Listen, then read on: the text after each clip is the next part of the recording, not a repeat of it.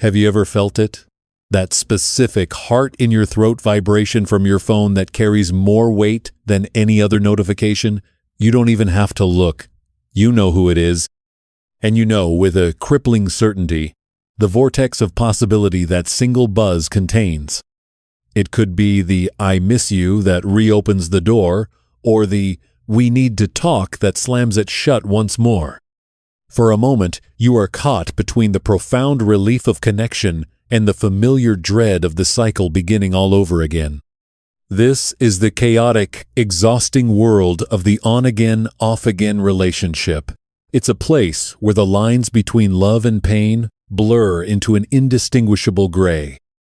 It's a land of emotional whiplash. You experience the soaring highs of reconciliation, that intoxicating honeymoon phase where every promise feels real, every touch is electric with renewed hope. You tell yourselves, this time will be different. And for a while it is. The world is vibrant, full of color and laughter. You feel seen, understood, complete. But then it begins. A small comment, a missed call, a flicker of the old doubt. The crack appears. Soon it spiderwebs into the same old arguments, the same raw, sore insecurities. The vibrant colors fade to monochrome. The laughter is replaced by a tense silence, thick with unspoken resentments. And then comes the break. The devastating, soul-crushing split that feels, each time, like a small death. You vow, never again. You try to heal, to piece yourself back together. You navigate the hollow ache of their absence. And just as you start to feel the first fragile stirrings of peace, of a life without them, the phone buzzes, and the cycle beckons. If this sounds achingly familiar, I want you to know you are not alone and you are not crazy. You are not simply addicted to drama. What you are experiencing is one of the most psychologically taxing dynamics a person can endure. Imagine you are not in a relationship, but you are a sailor on a small wooden boat. Your partner is the only other sailor on board. Just off in the distance, you can see a beautiful, serene harbor. The water is crystal clear, the sun is warm, and the shore is lined with everything you've ever wanted: stability, peace, consistent love. But for some reason, your boat can never quite reach it. You get close enough to feel the warmth on your skin, to smell the salt of the calm air, but then a storm gathers. The sky darkens, the waves churn violently, and your little boat is tossed about, thrown back out into the turbulent open sea. You and your co-sailor fight against the tempest, sometimes working together, sometimes blaming each other for the storm. Exhausted, you finally ride it out. The sea calms. And there it is, again the harbor, looking as inviting as ever. You start sailing towards it, full of hope, and the cycle repeats. This boat, this storm, this elusive harbor, this is the on-again, off-again relationship. It is a journey that promises a destination, but keeps you perpetually lost at sea. The exhaustion you feel isn't just in your head. It's a deep, cellular weariness. It's the fatigue of a nervous system that is perpetually in a state of high alert, never knowing if it should brace for impact or open up to love. It is the mental and emotional equivalent of running a marathon with no finish line. You are constantly adapting, constantly shifting your identity. One week, you are part of a we, planning futures, sharing inside jokes, your life intertwined with another's. The next, you are a me, a singleton, dismantling those plans, explaining your changed status to friends, trying to remember who you are without them. This constant transition is profoundly unsettling to the human psyche, which craves stability and predictability. If this image of the boat in the storm already resonates with a deep part of you, a part that's tired of the waves, take a moment to subscribe to Decode Explained. We navigate these turbulent waters of the mind together, offering a compass and a steady hand each week. Our journey is one of understanding, so we can move from being tossed by the waves to becoming the captain of our own ship. Psychologists have a term for this pattern: relationship cycling.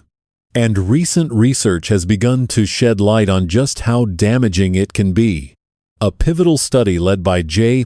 Cale Monk and his colleagues, published in the journal Family Relations, followed over 500 individuals and found a direct, unequivocal link between relationship cycling and increased symptoms of psychological distress, namely anxiety and depression. What was most striking was the dose-response effect. The more times a couple broke up and reconciled, the greater their reported mental health struggles were, both at the beginning of the study and worsening over time. This research validates your pain. It's not just a difficult relationship. It's a pattern that actively erodes your mental well-being. The study found this link remained strong, even after accounting for other factors like relationship satisfaction or conflict levels. It's the instability itself, the act of cycling between connection and separation, that does the damage. So why do we stay on the boat? Why do we keep sailing back into the storm when we know how much it hurts? The reasons are complex and deeply human. To understand them, we need to look beneath the surface of the waves, at the powerful, unseen currents of our own psychology.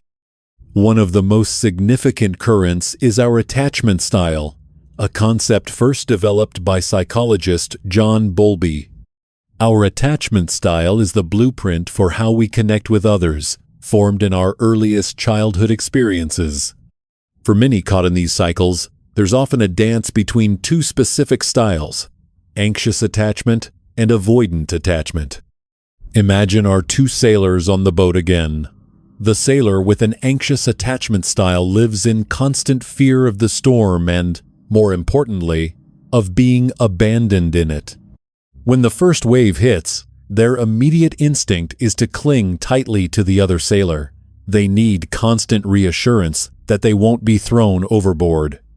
They might ask, "Are you okay? Are we okay? Do you still love me?" Their anxiety, meant to secure the connection, can often feel overwhelming and suffocating to their partner, inadvertently rocking the boat even more. The other sailor, with an avoidant attachment style, has a different fear. Their fear is of being trapped in the storm, of losing their independence and being consumed by the chaos. When the anxious sailor clings, the avoidant sailor feels suffocated. Their instinct is to create distance, to pull away, to climb the mast to be alone, or even to contemplate jumping overboard and swimming for it by themselves. They equate intimacy with a loss of self, and so they retreat to feel safe. Now, watch the tragic dance unfold. The anxious sailor feels their partner pulling away, which triggers their deepest fear of abandonment. They cling harder, protest louder, demand connection. This, in turn, intensifies the avoidant sailor's fear of engulfment, causing them to pull away even further, perhaps shutting down completely. Eventually, the distance becomes too great. The break happens. The avoidant sailor feels an initial sense of relief freedom. The anxious sailor is devastated, left alone with their worst fear realized. But the story doesn't end there. In the solitude, the avoidant sailor's own suppressed need for connection begins to surface. They start to miss the good times, the companionship. The fear of true, ultimate loneliness creeps in. Meanwhile, the anxious sailor, desperate to end the pain of separation, is primed to welcome any sign of return. And so, the avoidant sailor sends the text. The anxious sailor responds with relief. They reconcile, and for a blissful period, their needs align. The avoidant feels the comfort of connection without the immediate pressure, and the anxious feels the relief of reunion. They've survived the storm, but they haven't fixed the boat or learned to navigate together. They have simply sailed into a temporary patch of calm sea, and the fundamental dynamic that caused the storm in the first place remains untouched, waiting for the next inevitable wave. This cycle is made infinitely more powerful by a psychological principle known as intermittent reinforcement. This is the most potent form of reward scheduling, and it's the same principle that makes slot machines in a casino so addictive. If a slot machine paid out every single time, you'd get bored. If it never paid out, you'd give up. But because it pays out unpredictably just often enough to keep you hoping the next pull will be the big one, you stay glued to the machine, pouring in your resources. The on-again, off-again relationship is a human slot machine. The pain of the arguments, the silence, the breakups, that's pulling the lever and getting nothing. But the sweet, intoxicating relief of the reconciliation, the laughter, the intimacy, the feeling of us against the world, that's the jackpot. And because you never know when that jackpot is coming, you keep playing. You endure the pain for the unpredictable, intermittent reward of the good times. This is why you can feel so addicted to a person, to a relationship that, from the outside, looks so clearly destructive. You're not addicted to the pain. You're addicted to the hope of the jackpot, the memory of how good it felt when you won. This is a crucial distinction. It's not a sign that you are meant to be. It's a sign that your brain's reward system has been hijacked by an unpredictable pattern of pleasure and pain. It's here we must gently dismantle one of the most pervasive and damaging myths that keeps people trapped in these cycles. The idea that this drama is a sign of great passion.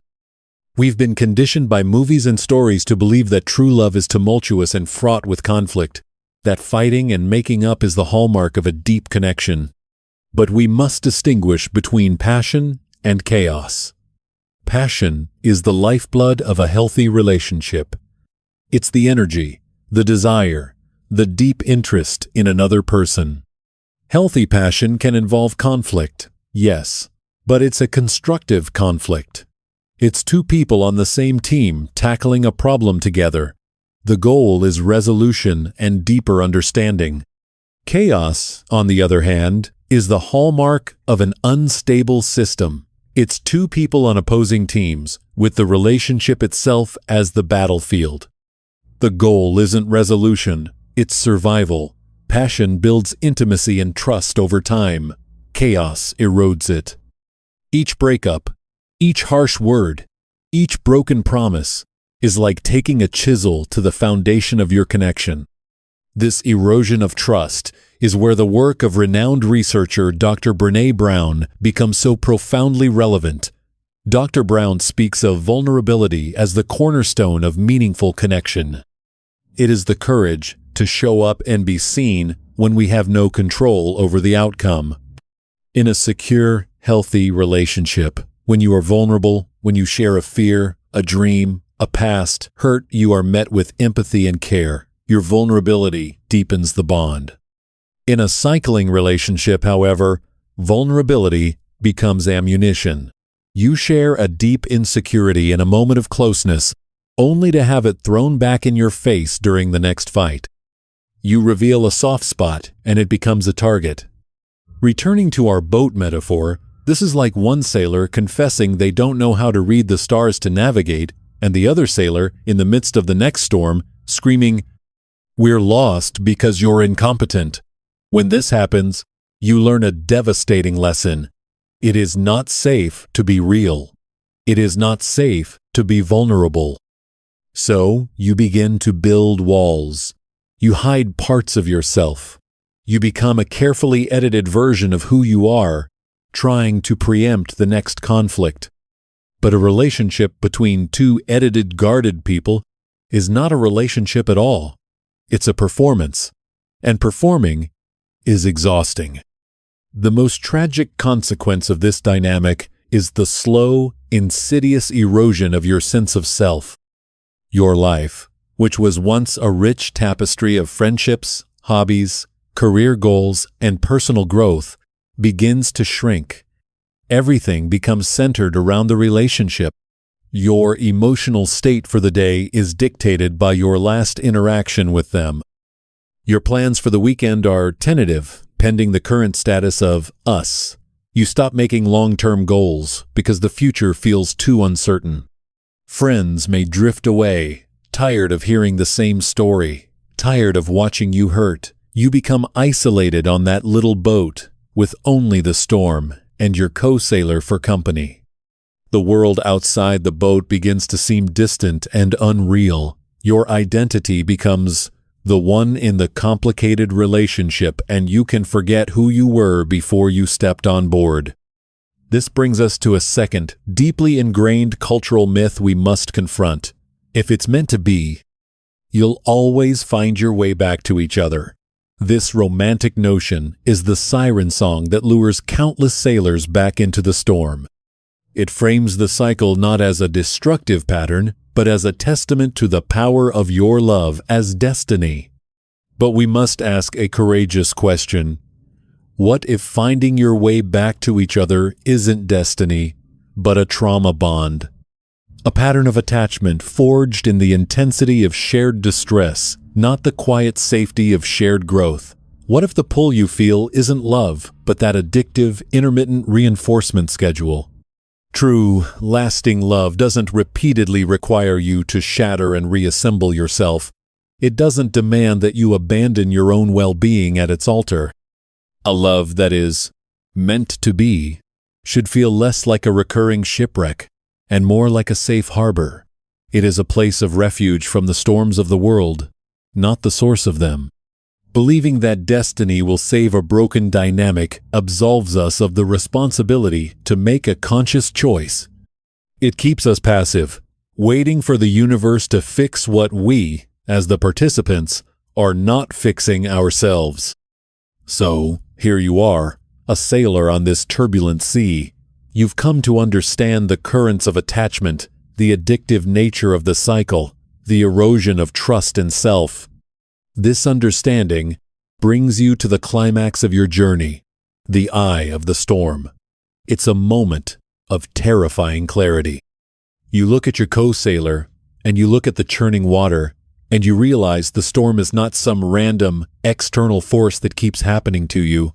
You realize that the storm is the dynamic. It is the anxious-avoidant dance. It is the addiction to the cycle. It is the way you interact, the way you trigger each other's deepest wounds. The boat isn't just in a storm. The boat is the storm. This is the breakthrough, the aha moment. It shifts the entire problem. The question is no longer, how do we survive this storm? The question becomes, do we want to continue to create this storm together? And this reframing is where your power lies. It moves you from a position of victimhood to a position of agency. The pain is no longer just happening to you. You are a participant in the system that creates it. And if you are a participant, you have the power to change your participation. This leads to a profound and difficult fork in the sea. There are only two paths forward that lead out of the cycle. Not 3, not 10, 2. The first path is to commit, truly and fully, to rebuilding the ship and learning to navigate together. This is not the same as simply getting back together. This is not another hopeful reconciliation based on promises that it will be different this time. This is a radical commitment from both sailors to change the fundamental dynamic. This path requires immense courage, humility, and a willingness to do the hard work. It almost always involves bringing a third party on board, a skilled professional, like a couple's therapist. A therapist acts as a master navigator, someone who can see the storm patterns you're blind to and can teach you new ways to manage the vessel. It means learning to speak the language of your attachment styles. The anxious partner learns to self-soothe, to trust that they are safe even when there's a wave, to find their footing on the deck without having to cling to the other. The avoidant partner learns to lean into discomfort, to stay present during the storm, to understand that intimacy is not engulfment, but a shared strength. It is a conscious, deliberate, and sustained effort to build a new kind of relationship from the wreckage of the old one. It is possible, but it is rare, and it requires 100% commitment from both people. The second path is just as courageous and often more necessary. It is the choice to abandon the ship to save yourself. This means accepting that this particular boat, with this particular co-sailor, will never reach a safe harbor. It is making the conscious, heartbreaking decision to lower a lifeboat and row for shore alone.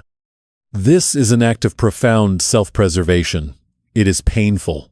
It involves grieving not just the person, but the dream of what you thought the relationship could be. It's grieving the good times, the laughter, the potential you saw so clearly in those calm moments between storms. But it is choosing the certainty of your own well-being over the unpredictable hope of the cycle. It is saying, I love you, but I love myself more than I love this chaos. It is recognizing that your primary responsibility is to your own mental, emotional, and spiritual health. Choosing this path is not failure. It is a graduation. It is acknowledging that you have learned all you can from this experience, and that it is time to move on. How do you know which path to choose? There are no easy answers, but there are guiding questions. Is your partner willing to acknowledge the destructive cycle and actively seek professional help with you? Have you had honest conversations? Not about who was right or wrong in the last fight, but about the pattern itself.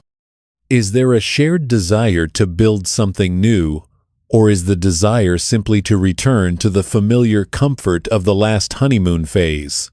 And most importantly, you must be brutally honest with yourself. When you imagine the future, 5 years from now, does the thought of this same cycle continuing fill you with a sense of peace or a sense of dread? Your deep, intuitive answer to that question is your compass. It points the way to your true north. Whichever path you choose, the journey ahead is one of healing. If you choose to rebuild, you heal together, learning new skills. If you choose to leave, you heal alone, rediscovering your own self, your own strength, and your own shoreline. This process involves reconnecting with the parts of yourself you lost in the storm. It's calling that friend you drifted away from. It's picking up that hobby that once brought you joy. It's sitting in the quiet of your own company and remembering that you are whole and complete on your own. It is learning to trust your own inner voice again, that quiet whisper that got drowned out by the roar of the waves. Let's return, one last time, to our sailor. Picture them now. They have made a choice. Perhaps they are on the boat, but the sails are different. They are working with their partner, mending the wood, learning to read the maps together, their movements synchronized and purposeful.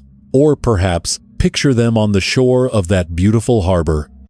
They have arrived, not on the old boat, but on their own. The sand is warm beneath their feet. They watch the waves, but they are no longer afraid of them. They carry the lessons of the sea, the strength they gained from the storm, but they are no longer defined by it. In both scenarios, the defining feature is peace. The chaos has subsided. The focus is no longer on surviving, but on living. The horizon is no longer a source of fear, but a canvas of possibility. The endless cycle of on-again, off-again is not a grand romance. It is a state of arrested development for the soul. It keeps you tethered to a past that can never become a stable future. Breaking free, whether by transforming the relationship or by leaving it, is an act of claiming your right to peace. It is claiming your right to a love that nourishes, not depletes. A love that is a home, not a battlefield. The next time you feel the pull of that tide, the familiar magnetic urge to sail back into the heart of the storm or to answer that call that promises a temporary truce, I want you to pause, take a deep breath. Place a hand on your heart and ask yourself one gentle, honest question. Does this boat lead to a safe harbor, or does it just keep me lost at sea? The answer, in the quiet of your own heart, is your compass. Trust it. It knows the way home.